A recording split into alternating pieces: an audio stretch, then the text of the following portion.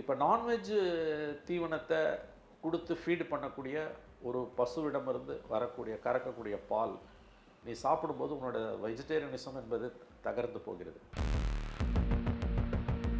சைவத்தை அடிப்படையாக கொண்ட ஒரு தத்துவத்தை வைத்திருக்கக்கூடிய வெஜிடேரியனிசத்தை ப்ரமோட் பண்ணக்கூடிய பிஜேபி மாதிரியான கட்சிகள், ஆர்எஸ்எஸ் குறிப்பாக அக்ரிகல்ச்சர் அண்ட் டைரி ப்ராடக்ட்ஸை திறந்து விடக்கூடாதுன்றதில் இவ்வளோ நாள் உறுதியாக இருந்தாங்க. ஆனால் இப்போ அந்த உறுதி தளர்ந்துடுச்சு. அமெரிக்காவோட அக்ரிகல்ச்சர் மற்றும் டெய்ரி ப்ராடக்ட்ஸ்க்கு நம்முடைய சந்தை இங்கே திறந்து விடும். எனி பாலிட்டிஷியன் தன்னோட அரசியலோட அடித்தளம் ஆடுகிறது என்றால் எந்த எல்லைக்கும் அவன் போவான். அமெரிக்கா போய் சொல்கிறான், அமெரிக்கா விட நம்ம அதிகமாக போய் சொல்கிறோம். மோடி கவர்மெண்ட் வந்து வெளிப்படைத்தன்மை இல்லாமல் இந்த விஷயத்தில் நடந்துகிட்டு இருக்குது. 18 விவசாய சங்கங்கள் பியூஷ் கோயலுக்கு எதிராக மிகப்பெரிய கண்டன அறிக்கைகளை வெளியிட்டு நாடு தழுவிய அளவில் போராட்டங்களுக்கு தயாராகி கொண்டிருக்கிறார்கள். அங்கே இருக்கக்கூடிய மாடுகளுக்கு தீவனமாக பன்றிக்கறிகள்லாம் கொடுக்கப்படுகின்றன. நம்முடைய பசுக்களுக்கு வந்து நம்ம இழை தழைகள் காய்கறிகளை தான் கொடுப்போம். வெஜிடேரியன் ஃபுட்டு கொடுக்கறதால தான் நம்முடைய பால் பொருட்களோட தன்மை என்பது வேறு. டெக்ஸ்டைல் இண்டஸ்ட்ரியை மொத்தமாக அழிச்சிட்டாங்கன்னு ராகுல் காந்தி சொல்கிறாரு. அது ஓரளவு உண்மை தான் எனக்கு தோணுது. ஆப்பிள் இறக்குமதியில் நியூசிலாந்தோட இந்தியா போட்ட ஒப்பந்தம் ஹிமாச்சல் பிரதேஷ், ஜம்மு காஷ்மீரில் மிகப்பெரிய பாதிப்பை ஏற்படுத்தி அமெரிக்காவில் பல மாகாணங்களில் தங்கள் பகுதிகளில் புதிய டேட்டா சென்டர்ஸ் வரக்கூடாதுன்னு உள்ளூர் மக்கள் போராடிட்டு இருக்காங்க. இப்போ கூகுளோட டேட்டா சென்டர் ஹைதராபாத்தில் வந்துடுச்சு, ஏன் தமிழ்நாட்டுக்கு வரலன்றாங்க. அந்த சனியம் தமிழ்நாட்டுக்கு வராது, நல்லது. ரஷ்யாவிடமிருந்து எண்ணெய் வாங்குறதை இந்தியா நிறுத்திடுச்சுன்னு திரும்ப திரும்ப அவங்க அனௌன்ஸ் பண்ணுறாங்க. மோடி அரசு அதுக்கு நேரடியாக பதில் சொல்லாமல் பம்முது அப்படியே. மோடி அரசு இந்தியாவை அமெரிக்காவிடம் அடகு வைத்து விட்டது என்பது பெரிய அளவில் மறுக்க முடியாத ஒரு ஸ்டேட்மெண்ட் தான். ராகுல் காந்தி அவர்கள் ஏஐக்கு தரவுகள் ரொம்ப முக்கியம், டேட்டா அது பெட்ரோல் மாதிரி, அதை முழுக்க முழுக்க அமெரிக்க நிறுவனங்கள் கிட்ட நீங்கள் வித்துட்டீங்க, இது இறையாண்மை அண்டு நம்ம செக்யூரிட்டி ஆஸ்பெக்ட்ஸில் பெரிய பிரச்சனையை உண்டு பண்ணும் அப்படிங்கிறாரு.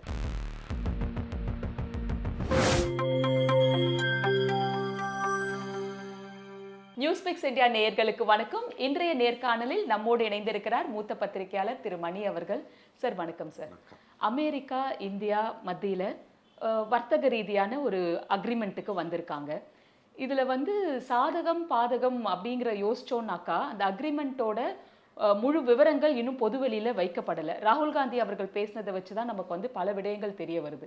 50% 18% குறைச்சிருக்கிறது ஒரு பாசிட்டிவாக பார்த்தாலும் இதில் நெகட்டிவாக பல விஷயங்கள் அவர் எடுத்து வைக்கிறாரு. 500 பில்லியன் ஒர்த் ப்ராடக்ட்ஸ் நம்ம கொள்முதல் பண்ணணும் அங்கே இருந்து.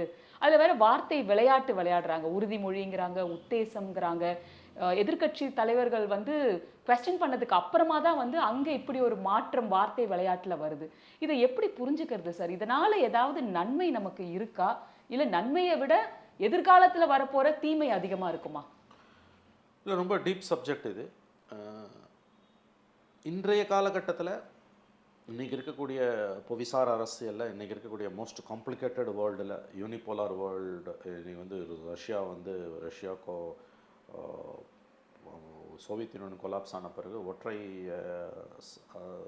நாட்டோட ஆதிக்கம், அமெரிக்கன் ஆதிக்கம் தான் இங்கே அதிகமாக இருக்குது.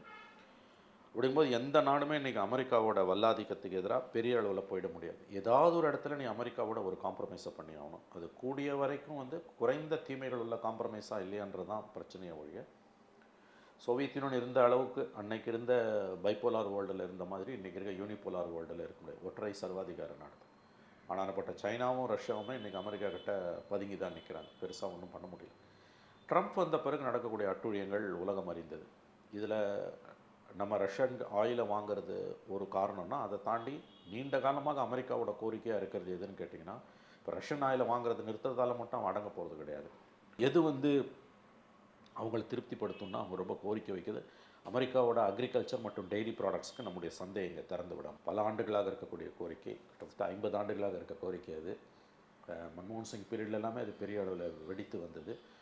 வாஜ்பாய் பீரியட்லேயும் வந்தது. அப்பொழுதுலாம் இந்தியா சமாளித்தது. இப்போ சமாளிக்க முடியாமல் போகாமல் இருப்பதற்கு காரணம் ட்ரம்ப் மாதிரியான ஒரு சர்வாதிகாரி அங்கே அதிகாரத்துக்கு வந்தது. இதில் ட்ரம்ப்போட கூடுதல் நெருக்கடி என்னென்னா, அமெரிக்காவில் 50 மாகாணங்கள் இருக்கின்றன. அதில் ரிப்பப்ளிக்கன் பார்ட்டி குடியரசுக் கட்சி பெரும்பான்மையாக இருக்கக்கூடிய மாகாணங்களில் அந்த விவசாயிகள் வந்து பெரிய அளவில் ட்ரம்ப்புக்கு ஓட்டு போட்டதுக்கு காரணமே என்னென்னா, ரெண்டாவது தடவை வந்து மக்காச்சோளம், சோளம், பால் பொருட்கள், விவசாய பொருட்களுக்கான சர்வதேச சந்தையை எங்களுக்கு திறந்து விடணும். ஏன்னா வந்து அங்கே விளையக்கூடிய அந்த மக்காச்சோளம், சோளம் போன்றவற்றுக்கெல்லாம் வந்து உங்களுக்கு வந்து அங்கே உள்ளூரில் வந்து மார்க்கெட் பத்தலை. டன்னாக அதை போட்டு அழிச்சிக்கிட்டு இருக்காங்க. அதுக்கு எனக்கு திறந்து விடுங்கன்னு அவங்க கேட்டாங்க. ஸோ ட்ரம்ப் வந்த பிறகு 2 ஆண்டுகள் முடிய போகுது, 2 ஆண்டுகள் நெருங்குறோம் நம்ம. அவர் தன்னுடைய அரசியல் நெருக்கடிக்கும் உள்ளாகி இருக்கிறார். ட்ரம்ப்போட பொலிட்டிக்கல் கம்பல்ஷன், என்றைக்குமே ஒரு அரசியல்வாதி தனக்கு ஒரு பொலிட்டிக்கல் கம்பல்ஷன் இருக்குன்னா இந்த உலகத்தையே விற்க கூட தயங்க மாட்டான், அது யாராக இருந்தாலும். எனி பாலிட்டிஷியன் தன்னோட அரசியலோட அடித்தளம் ஆடுகிறது என்றால் எந்த எல்லைக்கும் அவன் போவான். இதுதான் அரசியலோட அடித்தளம், இதை நம்ம புரிஞ்சுக்கணும். அதை செய்கிற முறைகளில் வேணால் வித்தியாசம் இருக்கலாம், எல்லா அரசியல்வாதிகளும் அடிப்படையில் ஒன்று தான், அதிகாரம் ஒன்று தான் அவங்களுக்கு. ஸோ ட்ரம்ப்போட கம்பல்ஷன் என்ன பார்த்தீங்கன்னா, ட்ரம்ப்போட சர்வாதிகாரத்தனம் அதெல்லாத்தையும் தாண்டி பார்க்கும்போது ட்ரம்ப்போட எலக்ட்ரல் கம்பல்ஷன்ஸ்ன்றது, இப்போ இந்த ஆண்டு வந்து பிரைமரிஸ் நடக்கும், 2 ஆண்டுகளுக்கு ஒரு முறை நடக்கக்கூடிய அந்த தேர்தல்கள் நடக்கும், இன்டர்மீடியட், அது ஏதோ பிரைமரிஸோ ஏதோ ஒரு வேர்டு சொல்லுவோம். ஸோ அதில் வந்து ஜெயிக்கணுன்னாலே வந்து ரிப்பப்ளிக்கன் ஸ்ட்ராங் ஹோல்டிலெல்லாம் அவர் ஜெயிக்கணும்னா அங்கே இருக்கக்கூடிய விவசாயிகள் ஓட்டு அவருக்கு வேணும்னா இந்தியா மாதிரியான மிகப்பெரிய சந்தையை வந்து நீங்கள் திறந்து விடணும். முதல்ல இதிலேருந்து நீங்கள் இந்த பிரச்சனையை புரிஞ்சுக்கணும். இதில் வந்து அக்ரிகல்ச்சர், டெய்ரி ப்ராடக்ட்ஸை தவிர வந்து ஏர்க்ராஃப்ட்டு, பெட்ரோகெமிக்கல்ஸு, ஸ்பைசஸ்ஸு, ஷ்ரிம்ப்ஸு, அதன் பிறகு வந்து ஆட்டமிக் எனர்ஜி சம்மந்தப்பட்டது, எவ்ரிதிங் அண்டர் த சன் எல்லாத்துக்கும் சேர்த்து $500 பில்லியன் அடுத்த 5 ஆண்டுகளுக்கு சந்தை எண்ணும்போது 50 லட்சம் கோடிக்கு, இந்திய ரூபாயில் 50 லட்சம் கோடிக்கு வருது. 50 லட்சம் கோடினா எத்தனை சைபர்னே நமக்கு தெரியாது. ஆனால் இதில் நமக்கு பாரதூரமான விளைவுகளை ஏற்படுத்த போகிறது எதுன்னு கேட்டிங்கன்னா, அக்ரிக் ப்ராடக்ட்ஸ் அண்ட் டெய்ரி ப்ராடக்ட்ஸ். இதில் வந்து இன்னொரு இன்ட்ரெஸ்டிங்கான விஷயம் வந்து, கடந்த மோடி கவர்மெண்ட் வந்ததுலேருந்து இந்த பிரச்சனை இருக்குது. ட்ரம்ப் வந்த பிறகு இந்த 2 ஆண்டுகளில் வரக்கூடிய இந்த பிரச்சனையில் பிஜேபியோட தாய் ஸ்தாபனமான ஆர்எஸ்எஸும் பிஜேபியுமே ஓரளவுக்கு வந்து அக்ரிகல்ச்சர் ப்ராடக்ட்ஸ், பால் பொருட்களை நம்ம இங்கே இறக்குமதி பண்ணக்கூடாதுன்னு வைத்த வாதங்களில் ஒரு முக்கியமான வாதம், விவசாய நலன்களை சார்ந்து ஒரு பக்கம் இருந்தாலும் இன்னொரு பக்கம் அங்கே இருக்கக்கூடிய மாடுகளுக்கு தீவனமாக அசைவ உணவுகள் கொடுக்கப்படுகின்றன. பன்னிக்கறி, இது மாதிரியான விஷயங்கள்லாம், பன்றிக்கறிகள்லாம் கொடுக்கப்படுகின்றன. நம்முடைய பசுக்களுக்கு வந்து நம்ம வந்து இழைத்தலைகள், காய்கறிகளை தான் கொடுப்போம். வெஜிடேரியன் ஃபுட்டு கொடுக்கறதால தான் வந்து நம்முடைய பால் பொருட்களோட தன்மை என்பது வேறு. நேற்று கூட என்னுடைய உறவினர் ஒருத்தர் பேசும்போது சொன்னார், அமெரிக்கா போயிட்டு வருவாங்க, வருஷத்துக்கு ஒரு 6 மாதம் அமெரிக்காவில் தான் இருப்பாங்க. அவங்க சொல்கிறாங்க வந்து அங்கே போய் அந்த பாலை குடித்தாலே வயிறு ஒரு மாதிரி இருக்கும் அப்படின்னாங்க. செட் ஆகிறதுக்கே கொஞ்சம் நாள் ஆகும் எங்களுக்குன்னாங்க. அது எதனாலன்னு கேட்டிங்கன்னா, அதுக்கு நீங்கள் கொடுக்குற அந்த ஃபாடர் இருக்குல்ல, அந்த மாட்டு தீவனம் என்பது வந்து அசைவ உணவுகளால், நான் வெஜிடேரியன் ஃபுட் அதிகமாக கலந்தது, ப்ளஸ் வேறு சில உபகரணங்கள், வேறு சில பொருட்களும் இருக்குது. ஸோ வந்து சைவத்தை அடிப்படையாக கொண்ட ஒரு தத்துவத்தை வைத்திருக்கக்கூடிய, வெஜிடேரியனிசத்தை ப்ரமோட் பண்ணக்கூடிய பிஜேபி மாதிரியான கட்சிகள், ஆர்எஸ்எஸ் குறிப்பாக, அக்ரிகல்ச்சர் அண்ட் டெய்ரி ப்ராடக்ட்ஸை திறந்து விடக்கூடாதுன்றதில் இவ்வளோ நாள் உறுதியாக இருந்தாங்க. ஆனால் இப்போ அந்த உறுதி தளர்ந்துடுச்சு. டெய்ரி ப்ராடக்ட்ஸும் அக்ரி ப்ராடக்ட்ஸோட சேர்த்து இன்ட்ரெஸ்டிங்லி இன்னொன்று என்ன அவங்க செய்கிறாங்கன்னா, அந்த மாடு தீவனம் இருக்குது பார்த்தீங்களா, அந்த தீவனத்தை பெரிய அளவில் இந்தியா இன்றைக்கி இறக்குமதி பண்ண போகுது. அந்த மாட்டு தீவனங்கள் வந்து உங்களுக்கு வந்து முழுக்க முழுக்க வந்து, அல்லது பெரிய அளவுக்கு வந்து either genetically modified or non veg food.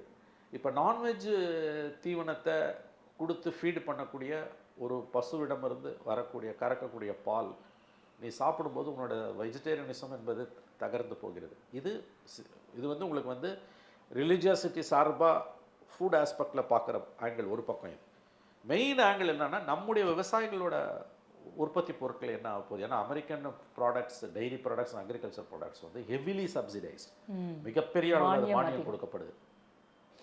அது போகும் வரும் நாட்களில் தான் தெரியும். பொய் சொல்கிறாங்கன்னு மட்டும் தெரியுது. நம்ம பொய் சொல்கிறோம் அதிகமாக, அமெரிக்கா பொய் சொல்கிறோம், அமெரிக்காவை விட நம்ம அதிகமாக பொய் சொல்கிறோம். மோடி கவர்மெண்ட் வந்து வெளிப்படைத்தன்மை இல்லாமல் இந்த விஷயத்தில் நடந்துகிட்டு இருக்குது. இந்த 50 லட்சம் கோடி $500 பில்லியன் அடுத்த 5 ஆண்டுகளுக்கான அமெரிக்க பொருட்களை இறக்குமதியில் நாம் ரொம்ப கவனிக்க வேண்டியது என்னென்னா, agriculture products and dairy products. இதில் அக்ரிகல்ச்சரில் இன்னொரு பிரச்சனை இன்றைக்கி வந்திருக்கு. இன்றைக்கி ஹிண்டு பேப்பர் முழுசாக படித்து பாருங்கள், அலுவலகம் போன பிறகு. காட்டன் இறக்குமதி பண்ண போகிறோம், டெக்ஸ்டைல் இண்டஸ்ட்ரியை மொத்தமாக அழிச்சிட்டாங்கன்னு ராகுல் காந்தி சொல்கிறாரு. அது வந்து ஓரளவு உண்மை தான் எனக்கு தோணுது. எப்படின்னா, ஏற்கனவே வந்து இந்தியாவில் வந்து பஞ்சு உற்பத்தியாளர்கள் கடன் தொல்லையால் தற்கொலை செய்து கொள்வது என்பது ரொம்ப அதிகமாக நடந்துகிட்டு இருக்குது. உங்களுக்கு தெரியும், மத்திய பிரதேஷ், மகாராஷ்டிரா, ராஜஸ்தான் போன்ற மாநிலங்களில். இப்போ இவங்க என்ன பண்ணுறான்னு கேட்டிங்கன்னா, பங்களாதேஷுக்கு வந்து 0 டேரிஃபில் வந்து இறக்குமதி அங்கே பண்ணுறதுக்கு பங்களாதேஷ கிட்ட அனுமதி வாங்கிட்டு பங்களாதேஷ்லேருந்து நமக்கு வந்து டெக்ஸ்டைலில் பங்களாதேஷ் தான் கடந்த 15 ஆண்டுகளாக பெரிய போட்டி. காம்படிட்டர். திருப்பூருக்கு காம்படிட்டர் பங்களாதேஷும் வியட்நாமும். இப்போ பஞ்சு இறக்குமதி அமெரிக்காலேருந்து காட்டன் இறக்குமதி பங்களாதேஷுக்கு ஃப்ரீயாக பங்களாதேஷ் வந்து எந்த டாரிஃபும் போடாது இறக்குமதிக்கு. அங்கே வந்து அந்த பஞ்சை வந்து ரா மெட்டீரியலாக இதுவாக மாற்றி உங்களுக்கு வந்து ஆடையாக மாற்றி அமெரிக்காவில் கொண்டு போய் இறக்கும்போது அமெரிக்காவில் 0 டாரிஃப்ன்றான். ஆனால் இது மேற்பார்வையாக பார்க்கும்போது ஏதோ வின்வின் சுச்சுவேஷனாக இருக்கும். ஆனால் அப்படி கிடையாது. கடைசியில் நீங்கள் பார்த்தீங்கன்னா வந்து அது பங்களாதேஷுக்கு வேணால் லாபமாக இருக்கலாம். ஆல்ரெடி அவன் வறுமையில் வாழ்ந்துட்டு இருக்கான். இப்போ இந்தியாவில் நீ 0 டாரிஃபில் பஞ்சை இறக்குமதி பண்ணி நீ உற்பத்தி பண்ணி அங்கே அனுப்புகிறேன்னா இங்கே இருக்கக்கூடிய பஞ்சு உற்பத்தியாளர்கள் தற்கொலை தான் செய்யணும். அவன் ஏற்கனவே ஆப்பிள் இறக்குமதியில் நியூசிலாந்தோட இந்தியா போட்ட ஒப்பந்தம் ஹிமாச்சல் பிரதேஷ் ஜம்மு காஷ்மீரில் மிகப்பெரிய பாதிப்பை ஏற்படுத்தி பள்ளத்தாக்குகளில் வேலிஸில் டன்னாக கொண்டு போய் லட்சக்கணக்கான ஆப்பிள்ஸை போய் ஃபார்மர்ஸ் கூட்டி அழிக்கிறாங்க. ஏன்னா மார்க்கெட் இல்லை, சந்தை இல்லை. இப்போ நீ வந்து காட்டனை வந்து இந்தியாவில் திறந்து விடுற எல்லாத்தையும் திறந்து விடும்போது என்ன ஆகும்? நீ 0 டாரிஃப் வந்து பியூஷ் கோயல் என்ன சொல்கிறாரு? நீ ஆனால் இந்தியாவுக்கு 18% முதல்ல கூட டேரிஃப்ன்றாங்க. இல்லை இல்லை இல்லை இல்லை இப்போ இந்த காட்டனுக்கு வந்து 0 டாரிஃப்ன்றான் அவன். அமெரிக்காவிலேருந்து நீ காட்டனை எங்கள் திறந்து விடு, ஒன்றுமே கிடையாது உனக்கு. நீ அதை ஆடையாக உற்பத்தி பண்ணு, ஆடையாக உற்பத்தி பண்ணி நீ அமெரிக்காவில் இறங்கினா உனக்கு நமக்கு 0 கிடைக்க வாய்ப்பு இருக்குன்றாரு பியூஷ் கோயல். இந்த அயோக்கியத்தனமான பேச்சு. நீ வந்து 0 இருந்தாலும் 18 இருந்தாலும் 18 இருந்தாலே உனக்கு நஷ்டம். ஏன்னா இந்த பஞ்சு எங்கே போகுது, இந்த காட்டன் எங்கே போய் விழப்போகுது? இன்றைக்கு இந்து பேப்பர் படிச்சிங்கன்னா உங்களுக்கு தெரியும், கிட்டத்தட்ட 18 விவசாய சங்கங்கள் பியூஷ் கோயலுக்கு எதிராக மிகப்பெரிய கண்டன அறிக்கைகளை வெளியிட்டு நாடு தழுவிய அளவில் போராட்டங்களுக்கு தயாராகி கொண்டிருக்கிறார்கள். ஆகவே இந்த ஒப்பந்தத்தை பற்றி நம்ம பேசும்போது எல்லா பொருட்களுக்கும் இது வந்து பெட்ரோகெமிக்கல்ஸ்லேருந்து ஃபார்மசூட்டிக்கல்ஸ்லேருந்து டெக்ஸ்டைல்ஸு எல்லாம் இருந்தாலும் அக்ரி ப்ராடக்ட்ஸ் அண்ட் டெய்ரி ப்ராடக்ட்ஸுக்கான அந்த ஷரத்துக்கள் தான் ரொம்ப ரொம்ப ஆபத்தானவை. இது எங்கே போய் முடியும், இதோட உண்மையான தன்மை என்ன, வெளிப்படைத்தன்மை என்ன என்பதில் இன்றைக்கி பெரிய சிக்கல்கள் இருந்து கொண்டு இருக்கின்றன. பாரதூரமான விளைவுகளை இந்த ஒப்பந்தம் ஏற்படுத்தும் என்பதில் மட்டும் எந்த விதமான சந்தேகமும் வேண்டாம். குறிப்பாக அக்ரிகல்ச்சர் அண்ட் ஃபார்ம் ப்ராடக்ட்ஸில் இது ஏற்படுத்தக்கூடிய தாக்கம் என்பது வந்து அதீதமானதாக இருக்கும் என்பது தான் பரவலான கவலை. இன்னொரு பக்கம் வந்து ரஷ்யாவிடமிருந்து எண்ணெய் வாங்குறதை இந்தியா நிறுத்திடுச்சுன்னு திரும்ப திரும்ப அவங்க அனௌன்ஸ் பண்ணுறாங்க. மோடி அரசு அதுக்கு நேரடியாக பதில் சொல்லாமல் பம்முது அப்படியே. இந்த கேள்விக்கு எத்தனை தடவை கேட்டாலும் ஜெய்சங்கர் பதில் சொல்ல மறுக்கிறார். காமர்ஸ் மினிஸ்டர் கேளுங்கன்றார். காமர்ஸ் மினிஸ்டர் என்ன சொல்கிறார்? எனக்கு தெரியாது, மத்திய அரசு தான் சொல்லுன்றார். மத்திய அரசுன்றது இவங்க தான். கடைசியாக வெளியுறவுத்துறை செயலாளர் மறைமுகமாக ஒத்துக்கிட்டார் அமெரிக்கா சொல்கிறது உண்மைன்னு. எங்கே எண்ணெய் கம்மியாக கிடைக்குமோ அங்கே வாங்க விட்டார். நீ எண்ணெய் வாங்குறதை நிறுத்திட்ட, ஆனாலும் நான் உன்னை கண்காணிப்பேன், மீறி திருட்டுத்தனமாக வாங்கினேன், வேறு விதமாக வாங்கினேன்னா மறுபடியும் 50% வரி வரும்னு ஒப்பனாக ட்ரம்ப் வந்து மிரட்டுறார் ஒரு இறையாண்மை மிக்க நாடை. மோடி அரசு இந்தியாவை அமெரிக்காவிடம் அடகு வைத்து விட்டது என்பது பெரிய அளவில் மறுக்க முடியாத ஒரு ஸ்டேட்மெண்ட் தான். எனவே ஃபர்தர் டீட்டெயில்ஸ் தேவைப்படுகின்றன. நான் வந்து I will suggest you to concentrate more on agriculture and diary products. Sir, ராகுல் காந்தி அவர்கள் வந்து ஏஐக்கு தரவுகள் ரொம்ப முக்கியம், டேட்டா, அது வந்து பெட்ரோல் மாதிரி, அதை வந்து முழுக்க முழுக்க அமெரிக்க நிறுவனங்கள் கிட்ட நீங்கள் வித்துட்டீங்க, இது வந்து இறையாண்மை அண்டு நம்ம செக்யூரிட்டி ஆஸ்பெக்ட்ஸில் பெரிய பிரச்சனையை உண்டு பண்ணும் அப்படிங்கிறாரு. அது எப்படி நீங்கள் பார்க்குறீங்க சார்? எப்படின்னு கேட்டிங்கன்னா, நீங்கள் இந்த விஷயத்தில் என்னிடம் தரவுகள் இல்லை, ஆனால் அவர் சொல்கிறத வச்சு பார்க்கும்போது அது உண்மையாக இருக்கத்தான் வாய்ப்புகள் அதிகம்னு தோணுது. ஏன்னா வந்து you know very well that data is new oil. Who controls data controls the world. இன்றைக்கி அவர் சொல்கிறது ஏஐக்கு அவர் என்ன சொன்னார்? மறுபடியும் அந்த ஸ்டேட்மெண்ட்டை சொல்லுங்கள் சார். அதாவது ஏஐக்கு டேட்டா தான் வந்து பெட்ரோல் மாதிரி. Yes yes. அப்படி இருக்கும் பொழுது நம்ம டேட்டா முழுக்க முழுக்க அமெரிக்க நிறுவனங்கள் கிட்ட போகுது. 140 கோடி மக்கள் கிட்ட அவங்களோட டேட்டா முழுக்க அங்கே போகுது. அதற்குண்டான வழிவகை வந்து இந்த ஒப்பந்தத்தில் செய்யப்பட்டிருக்கு அப்படிங்கிறாரு. ஸோ டெக்னாலஜி ரிலேட்டடாக எஸ் தட்ஸ் ட்ரூ. அவர் சொல்கிறது உண்மை தான் எனக்கு தோணுது. வெளிப்படையாக பார்த்தீங்கனாலும் இன்றைக்கி வந்து இந்த அளவுக்கு ஒரு சரண்டர் வந்து யாருமே பண்ணதில்லை. இன்றைக்கி வந்து டேட்டா இஸ் எவ்ரி திங். இன்றைக்கி கார்ப்பரேட் கம்பெனிஸில் சொல்கிறாங்க, ஐ வாஸ் டோல்ட், ஒருவர் இப்போ வந்து பாத்ரூம் போயிட்டு வர்றாரு, சிறுநீர் கழிக்க போயிட்டு வர்றாருன்னா ஹவு மச் டைம் இட் டேக்ஸ்ன்றது முதற்கொண்டு எடுக்கிறாங்க. Because if there is an அப்நார்மலிட்டினா அது ஒரு டேட்டா. சார், இதில் இன்னொரு விஷயம் சார், இந்த மாதிரி ஒன்றும் இப்போ வீட்டில் சாதாரணமாக பேசிகிட்டு இருக்கோம் சார். இப்போ ஒரு ட்ரெஸ்ஸு வாங்கணும் அப்படின்னு நம்ம பேசிகிட்டு இருக்கோம்னா அடுத்தபடியா ஃபோன்ல வந்து வருது. அது ரிலேட்டடாவே நமக்கு அது எப்படின்னே புரிஞ்சுக்க முடியல. அதுதான் வந்து இன்னைக்கு வந்து அது நீங்க Facebook இதெல்லாம் யூஸ் பண்றவங்களா இருந்தீங்கன்னா, அது வந்து உங்களுக்கு உழுது. ஒண்ணு மட்டும் உண்மைங்க. அதாவது வந்து மனிதகுலம் சந்தித்திராத ஒரு மாற்றங்களை நோக்கி இன்றைக்கு உலகம் நகர்ந்து கொண்டிருக்கிறது. ஆர்டிஃபிஷியல் இன்டெலிஜென்ஸ் வந்து இப்போ இன்னைக்கு இன்னையிலேருந்து வெள்ளிக்கிழமை வரைக்கும் டெல்லியில பெரிய கான்ஃபரன்ஸ் இருக்குது. ஏஐ கான்ஃபரன்ஸ் கேள்விப்பட்டிருப்பீங்க.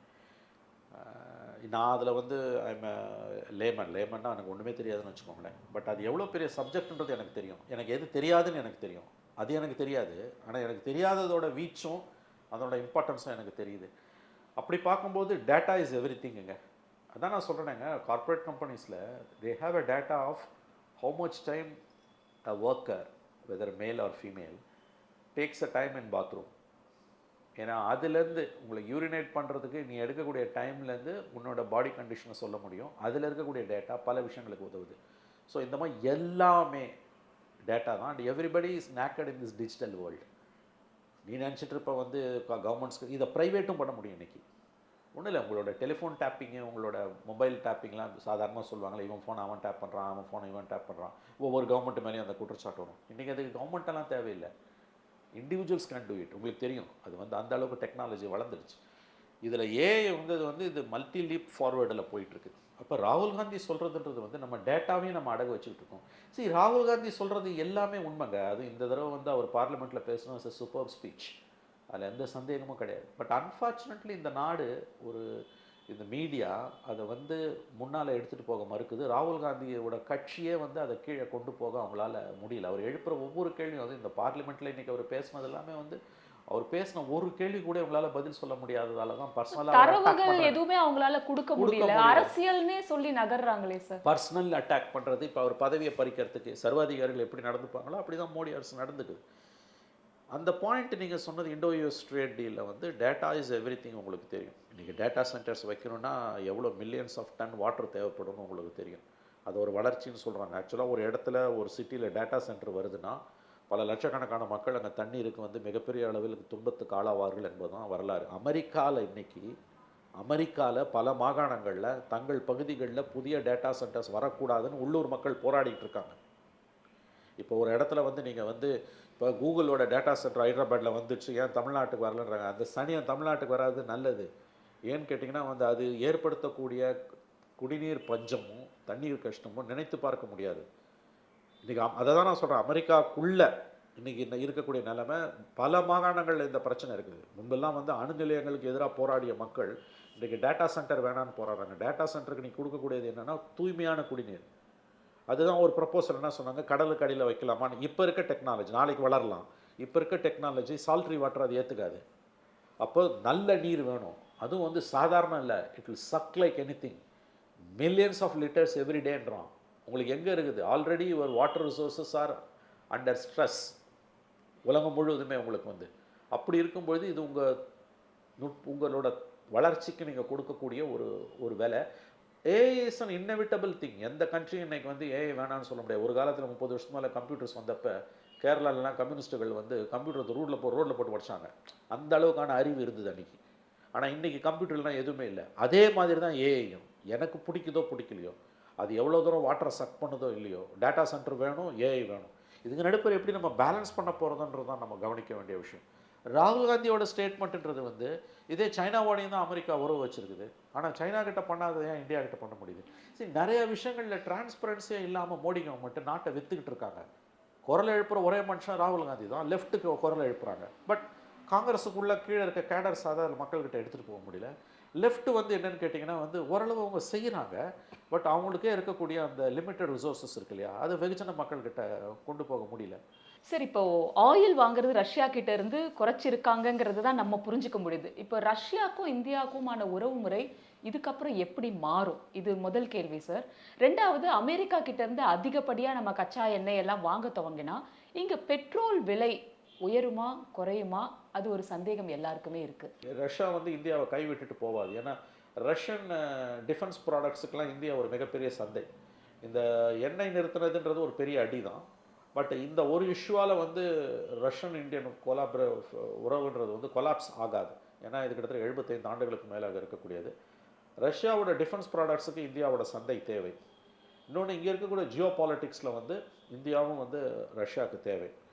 பட் பழைய உறவு இந்தியா ரஷ்ய உறவு, உதாரணத்துக்கு பாகிஸ்தானோட நமக்கு ஒரு பெரிய நெருடல் வரும்போதெல்லாம் நமக்கு உறுதுணையாக இருந்த ரஷ்யா இனிமேல் அப்படி இருக்குன்னு சொல்ல முடியாது.